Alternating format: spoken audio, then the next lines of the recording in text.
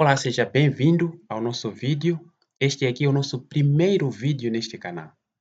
E neste vídeo nós vamos falar sobre como saber se uma planta é medicinal ou é venenosa. Por favor, peço para você se inscrever neste canal se você está a gostar já do vídeo, do tema do vídeo. Se inscreva no canal e ative o sininho para não perder os próximos vídeos. Antes de avançarmos, vamos começar por ver essas duas imagens. Olha para essa imagem e olha para esta. Se você olhar as folhas, apesar de que aqui não estão sendo bem visíveis, mas depois mostrarei. Se você olhar para as folhas e olhar para as flores, são parecidas com as flores da outra planta e as folhas da outra planta. As duas plantas são diferentes, mas elas são do mesmo gênero Solanum. Esta aqui é a espécie Solanum tuberosum, enquanto que esta é a espécie Solanum nigrum. Popularmente, a primeira planta é conhecida por batata reno, ou batata, aquela que produz aquelas batatas que nós compramos no mercado. Muito bons. Então, a segunda planta é erva moura, Maria pretinha e erva moira. Erva moira chamam assim em Portugal, enquanto que os dois nomes em cima são usados no Brasil. Eu conheço mais essa planta por erva moura. Não sei como é que aqui em Moçambique se chama, eu não conheço o nome. Mas se você conhecer o nome desta planta aqui em Moçambique, então escreva aqui embaixo no comentário, escreva o nome desta planta aqui em Moçambique. Então, essas duas plantas aqui, todas elas, na sua composição química, têm compostos tóxicos, que são glicoalcaloides. Então, tanto esta aqui tem glicoalcaloides, assim como esta aqui tem glicoalcaloides, que depois vamos falar neste vídeo. Os princípios que são produzidos aqui são tóxicos e os princípios também que esta planta produz são tóxicos.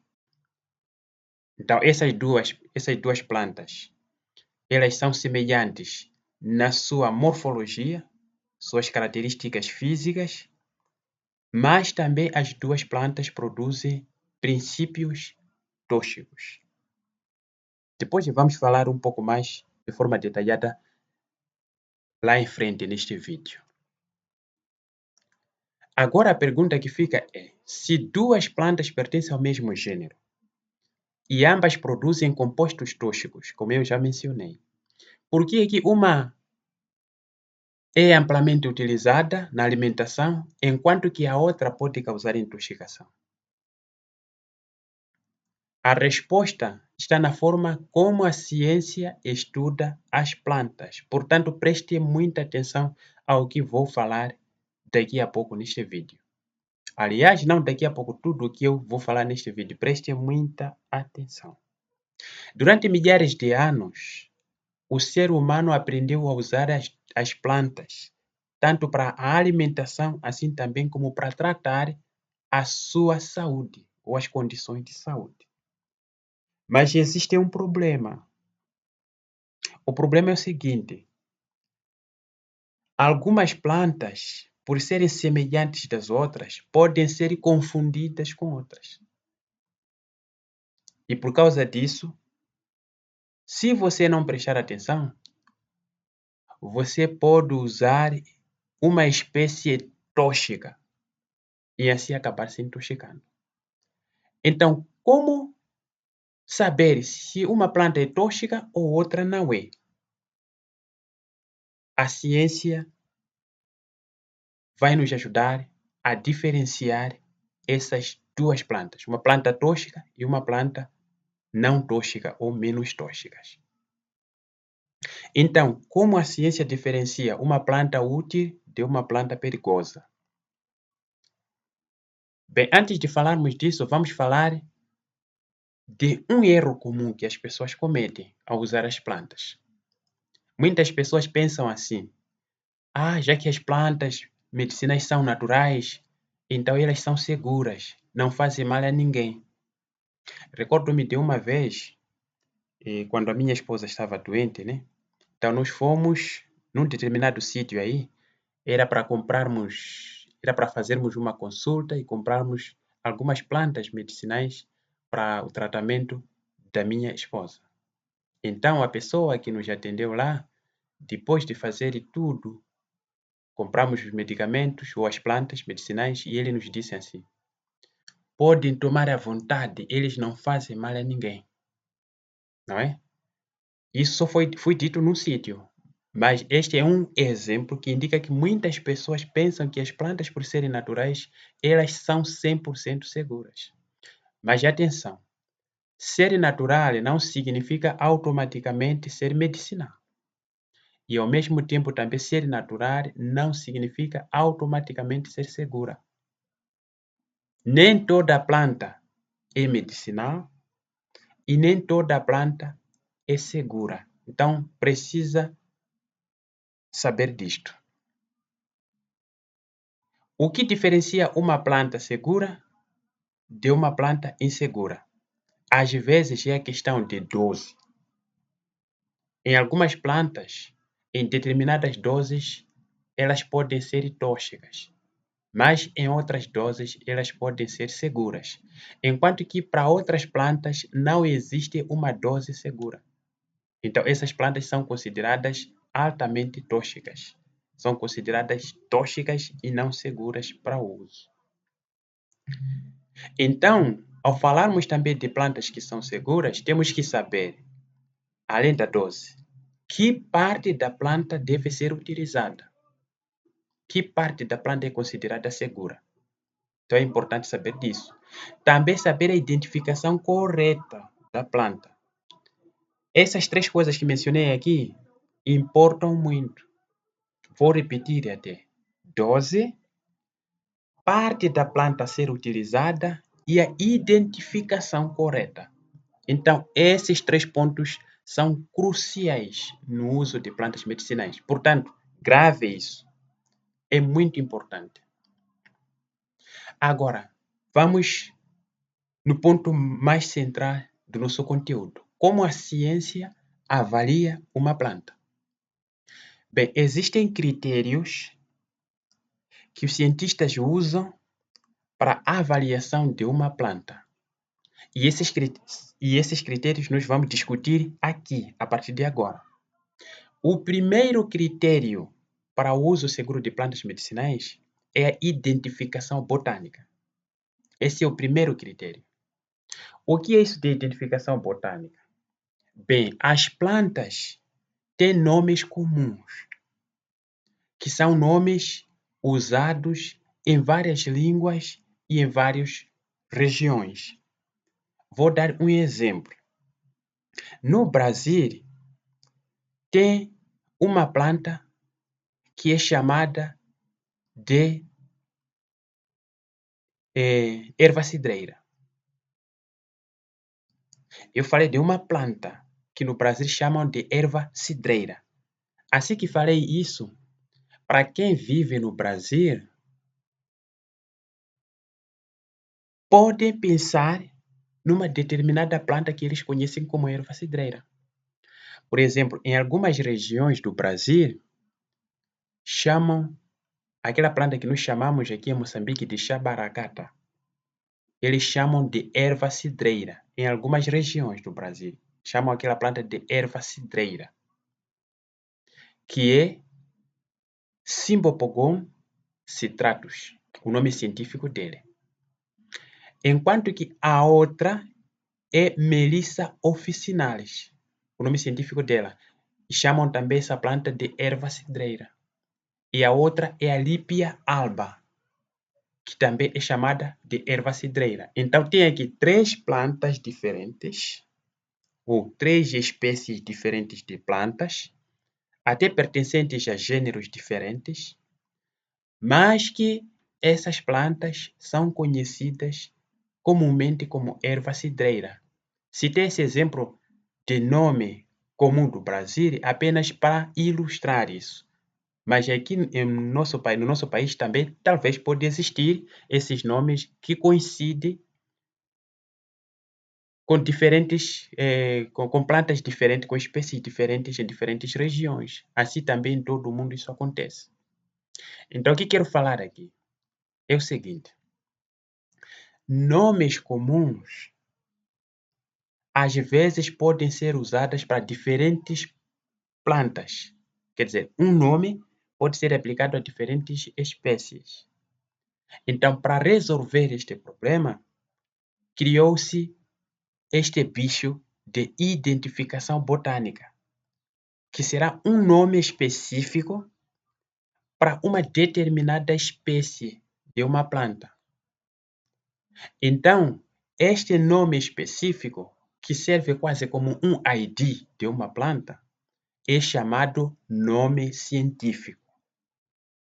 Então, na identificação botânica, nós vamos identificar a planta pelo seu nome científico, não pelo seu nome popular. Então, como é que é o nome científico? Bem, cada planta pertence a uma família. E dentro dessa família, também a planta pode pertencer a um determinado gênero. Então, ao nomear as plantas medicinais, usando a identificação científica, usa-se o nome do gênero, que é escrito com a primeira letra maiúscula, depois usa-se o epíteto, que é o segundo nome, a primeira letra tem que ser minúscula. E normalmente quando você escreve esses nomes científicos de uma espécie, então você tem que destacar esses nomes. Pode usar o itálico, pode sublinhar ou mesmo pode grifar para mostrar que é o nome científico de uma planta. Mas já que nós estamos a falar da escrita aqui, estamos a falar da identificação botânica da planta. Então identificamos usando o nome. Então na ciência você tem que conhecer a família desta planta, tem que conhecer o gênero da planta e tem que conhecer o nome científico. Por exemplo, daqueles 3 exemplos que eu coloquei aí, eu falei de Cymbopogon citratus. Então, essa espécie, Cymbopogon citratus, pertence à família, pertence ao gênero Cymbopogon. E o nome específico dele é Cymbopogon citratus. Então, se você quer identificar corretamente uma planta, você tem que conhecer o nome científico da planta. Além da família também, e conhecer as características morfológicas, que é as características das folhas, características do caule, das raízes, semente, a filotaxia. Então, todas essas características morfológicas são levados em conta para a identificação correta de uma planta. Então, lembre-se sempre disso. Se você quer identificar uma planta, use o nome científico, que é a identificação botânica. Este é o primeiro critério que é usado para a avaliação de uma planta. No caso, identificação de uma planta. O segundo critério é a composição química da planta. Algumas plantas podem ser bem semelhantes por fora. Você olhar as folhas, o caule, as flores, os frutos podem ser semelhantes, mas na composição química eles podem ser diferentes. Ou elas são diferentes. Por isso é importante saber quais moléculas existem nesta planta. Então, para isso, a ciência faz um tipo de estudo que é chamado estudo químico das plantas. Então, o objetivo é saber a composição química desta planta. Qual é a composição química que moléculas químicas nós podemos encontrar nesta planta. Então, isso é feito a partir de estudos químicos. Então, a ciência estuda a química para saber a composição de uma planta e da outra. Assim, consegue diferenciar duas plantas. Então, se você, que não é cientista, quer saber a diferença dessas duas plantas, então você também pode procurar por estudos que tratam da composição química da planta. Assim você poderá saber se é a planta que você quer ou não é. Terceiro critério é estudos farmacológicos. Essa composição química em si não é suficiente. Você precisa saber que ação tem cada molécula que está lá nessa planta, não é? Como que as moléculas dessas plantas ou desta planta interagem com organismos vivos. Então é aí onde entram aqueles estudos que nós conhecemos como estudo in vitro, estudo in vivo, dali vem estudos clínicos, não é? Então esses estudos são feitos para ver a interação dos compostos químicos da planta nos organismos vivos. Então, é importante também saber isso. Então, para nós que não somos cientistas, onde vamos encontrar, como vamos encontrar essas informações? Buscando artigos que falam de estudos farmacológicos de uma determinada planta. Você tem que buscar um artigo que fala de estudo farmacológico daquela planta. Que ação aquela planta tem no organismo dos seres vivos? Quer dizer, os benefícios, né, que você pode ter a partir daquela determinada planta. Quarto critério é toxicologia. Aqui nós vamos querer saber. Aqui atrás nós sabemos como é que os compostos químicos da planta interagem com organismos vivos. Agora, na toxicologia, nós queremos saber em que dose tem essa ação. Em que dose esses compostos químicos têm essa ação. Qual é a dose segura? Qual é a dose não segura ou perigosa? Então, isso também se estuda aí. Depois também tem que se saber os compostos tóxicos. Vimos que na dose X ou na dose X, sim, essa planta é perigosa. Mas por quê? Qual é o composto tóxico? Qual é a molécula tóxica? Ou quais moléculas são tóxicos dentro desta planta? Então, isso também tem que se fazer uma investigação. Existem também artigos que tratam disso. Que tratam de toxicidade de determinadas plantas. Também tem que saber que partes são perigosas. Que parte de planta é perigosa? Tem mais compostos tóxicos. E que partes da planta são menos tóxicos? É importante também saber disto. Então, este é o quarto critério. Saber a dose segura, saber os compostos tóxicos e também saber as partes perigosas. Então, para você ter esse conhecimento todo que nós acabamos de mencionar, tudo isso que nós discutimos aqui, então você pode recorrer a artigos científicos que tratam especificamente daquela planta que você quer usar. Agora, o quarto e último critério que é usado é o histórico de uso tradicional. A ciência também analisa isso. O histórico de uso tradicional da planta. Quando falamos de histórico de uso tradicional, aí incluímos o uso ancestral. Desde quando é que essa planta é usada para tratamento de problemas de saúde? como eles usavam, quais eram os resultados. Então, preciso saber disso. Também saber o conhecimento local. O que as pessoas acham da planta, como elas a usam. Também observações acumuladas, o que eles acham da planta. Então, todas essas informações ajudam também na identificação de plantas tóxicas e plantas seguras. Mas atenção, tem um ponto importante aqui que quero conversar contigo. O uso tradicional de plantas medicinais, ele orienta a pesquisa,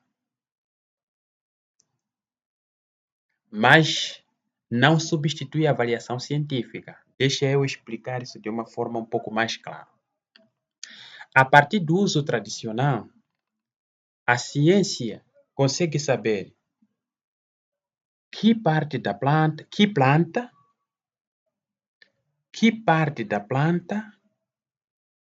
como é usada, quais são os resultados. A partir daí, a ciência vai estudar essa parte da planta, não é? Vai estudar o nome científico desta planta, esta parte da planta, a composição química dela, dali vai testar, pode ser in vitro, in vivo ou até mesmo clínico, para ver se esta planta tem realmente eficácia. Então, apesar de o uso tradicional orientar a pesquisa científica, ele não substitui a avaliação científica, o que significa, não é porque a planta tem histórico de uso que automaticamente ela passa a ter um credencial científico. Não necessariamente assim. Ele precisa por uma avaliação, precisa passar por todos esses estudos da ciência para ser aceito ou ser descartado. Então, é muito importante saber disso. Então, portanto, se você conhece uma planta que já vem usando ao longo do tempo, não necessariamente significa que já é seguro para o seu uso. Ele precisa ainda passar por um estudo cuidadoso da ciência para se aferir se ela é segura ou insegura, é eficaz ou não é eficaz para o uso em humanos. Agora vamos aos exemplos práticos. A aparência de uma planta, ela mostra a identidade da planta. Por exemplo, geralmente, nós sabemos que uma planta é diferente da outra a partir da aparência externa. Agora, a composição química da planta é que revela o potencial da planta. Duas plantas podem ter a mesma cor da folha, mas terem composição química diferente.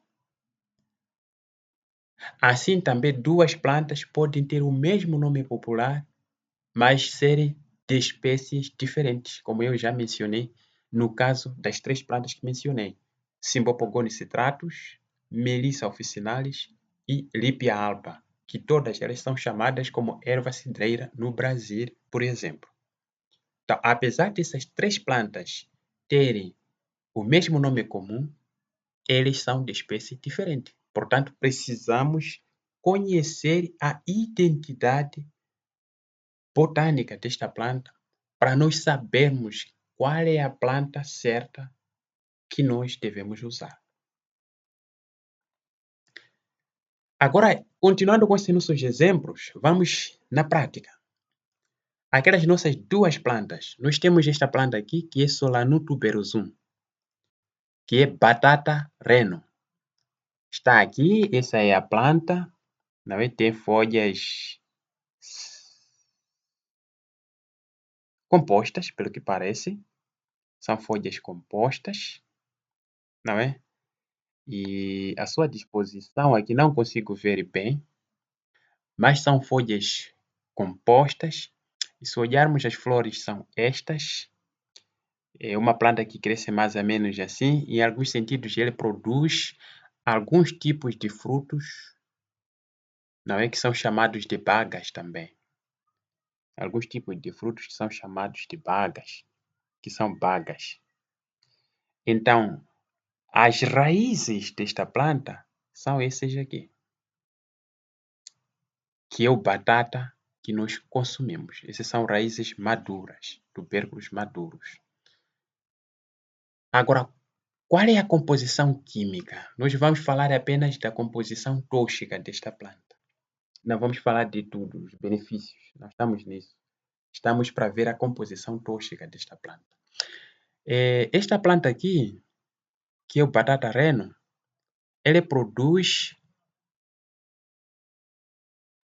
princípios ativos que principalmente são chamados de glicoalcaloides. São dois principais, alfa-solanina e alfa-chaconina. Esses dois princípios, alfa-solanina e alfa-chaconina, são princípios tóxicos. Este e este são princípios tóxicos. São princípios tóxicos. Então, onde é que se encontram mais concentrados esses princípios? Eles se encontram concentrados nas bagas, que são os frutos desta planta. Aqui não tem o fruto, na imagem que eu coloquei aqui. Depois tem as folhas desta planta. Também contém solanina e chaconinas. O caule, os brotos, não é?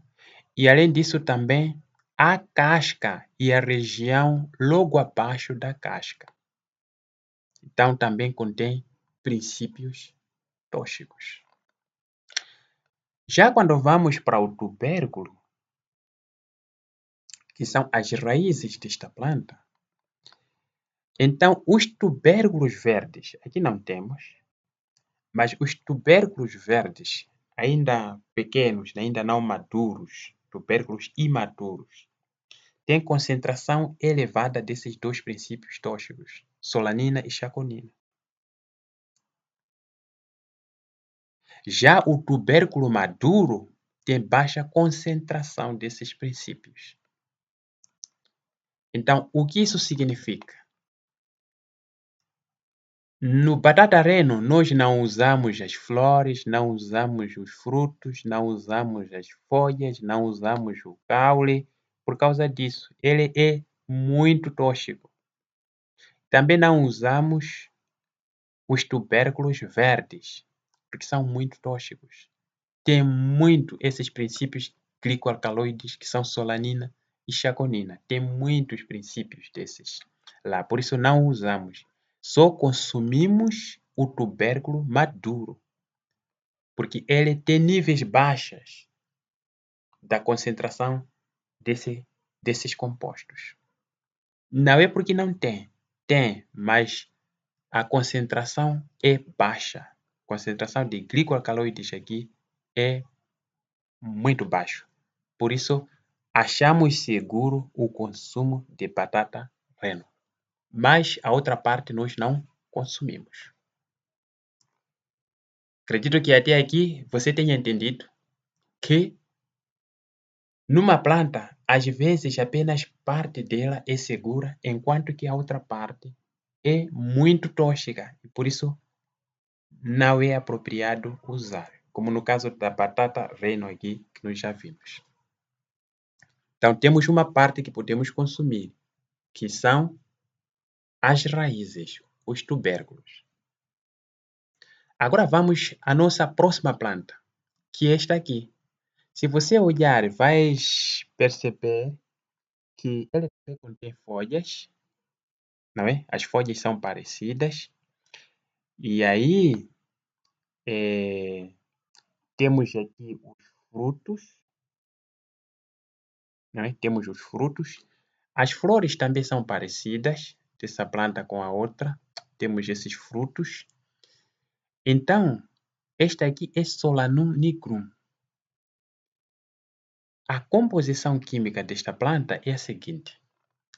Essa planta produz também glicoalcaloides, e um dos glicoalcaloides que é produzido aqui é alfa-solanina,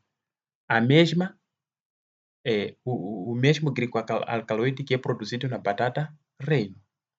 Mas além disso também, vimos lá que batata reino produz também chaconina, mas aqui não produz chaconina.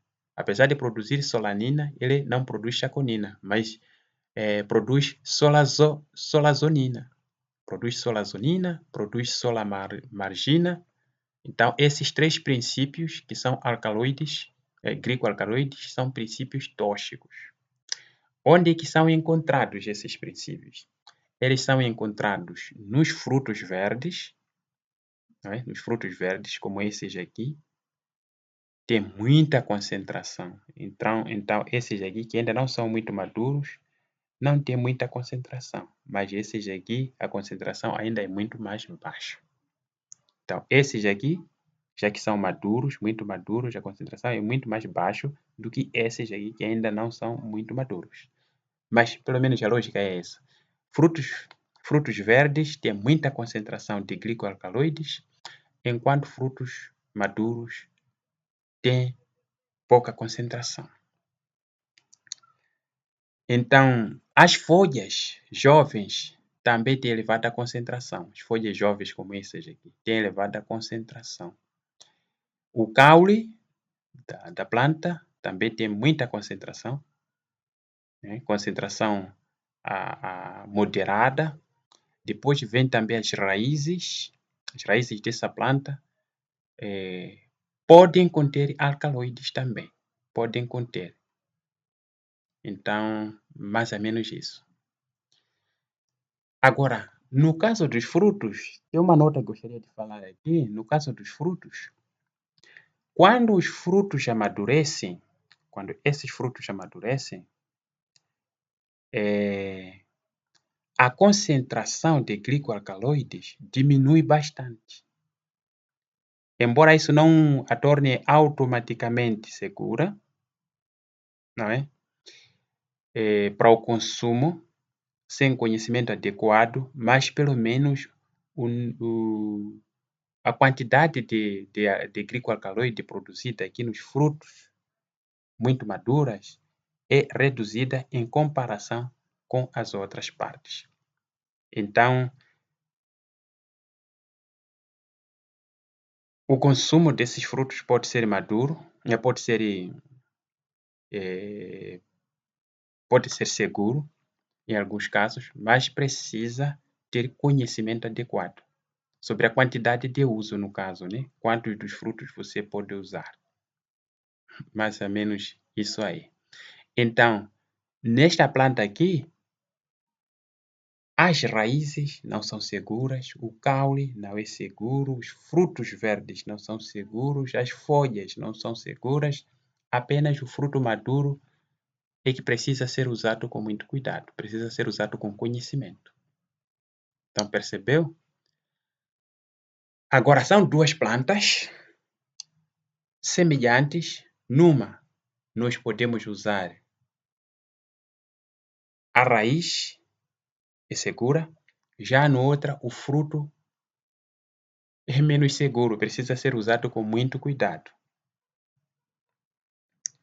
Agora, qual das duas plantas é mais tóxica? Vamos falar disso agora. Se compararmos essas duas plantas que nós acabamos de conversar sobre elas até aqui, então nós podemos perceber que, a partir da literatura científica, que Solanum nigrum é potencialmente mais tóxica para o consumo acidental do que o Solanum tuberosum. Quero dizer, a batata reno, no caso os tubérculos, são menos tóxicos do que a outra planta que é Solanum nigrum, que é potencialmente mais tóxica. Então, nesta planta, estou a referir essa Solanum nigrum, praticamente toda ela pode apresentar concentrações relevantes de glicoalcaloides. Seus frutos verdes são especialmente perigosos. Não é cultivada para alimentação como a batata. Já no caso da batata reno, ou batata Solanum tuberosum,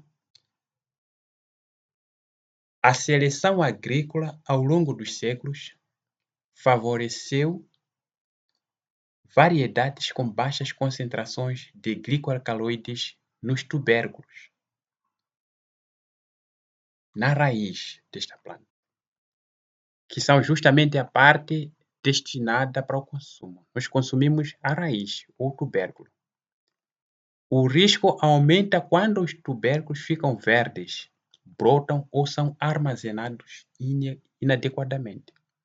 Então, por isso é muito importante também prestar atenção na idade do tubérculo, armazenamento e observar também se os tubérculos já começaram a germinar ou não, porque isso pode contribuir para a toxicidade dos tubérculos de batata rena.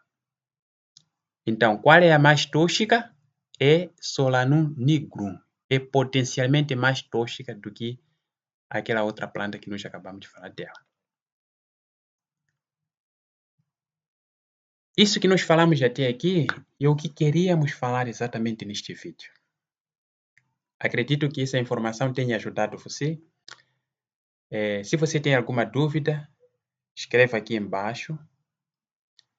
E também se inscreva no canal para não perder os próximos vídeos. Clique no sininho.